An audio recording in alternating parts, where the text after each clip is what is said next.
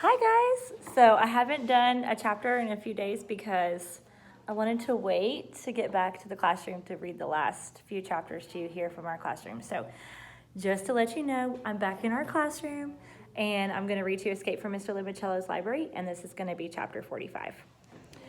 Zap, said Mr. Lemoncello, waving his arms like a magician. Zip, you are now on Kyle Keeley's team. Haley, said Charles, how can you desert me? The same way you just deserted Andrew. Do we get her library card too? Asked Kyle. Indeed you do, plus any and all information she chooses to share with you. And so, Charles, I ask you, would you like to quit your team and join Kyle's? Excuse me? You know, all for one and one for all? Sir, with all due respect, that may have worked for those three musketeers in a trumped-up work of fiction. But I'm sorry, that is not how things work in the real world. Out here, it's every man for himself.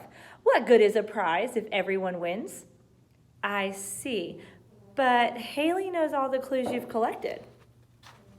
True, sir, but I doubt she realizes what any of them mean.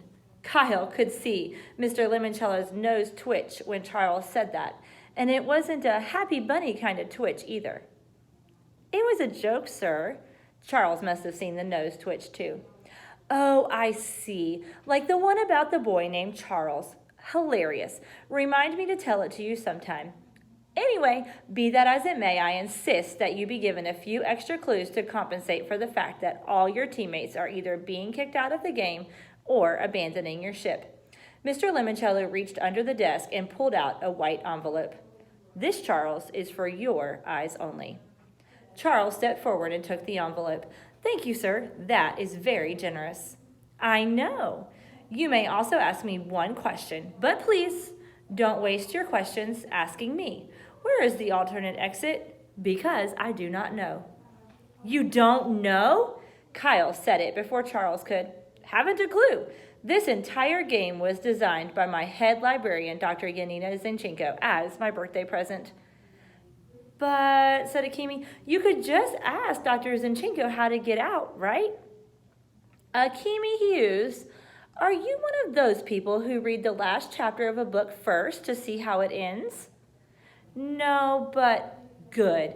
It's much more fun when the ending is a surprise. Dr. Zinchenko is only one who knows how and where to exit this building without setting off all sorts of fire alarms. Any clues I personally delivered during the course of this game were completely scripted for me by Dr. Z. Okay, said Charles, here's my question. Mr. Lemoncello raised his hand. Before you ask it, be advised, your opponents will also hear my answer. Fine. Why is the book on the bedside table in your private suite from the mixed-up files of Miss Basil E. Frankweiler by E. L. Conisberg? By the way, remember when I was reading you guys that book in class? I love that book. Because when I was your age, Mrs. Tobin, my local librarian, gave it to me. Miguel raised his hand. Yes, Miguel. Can we have a bonus question too? He asked politely.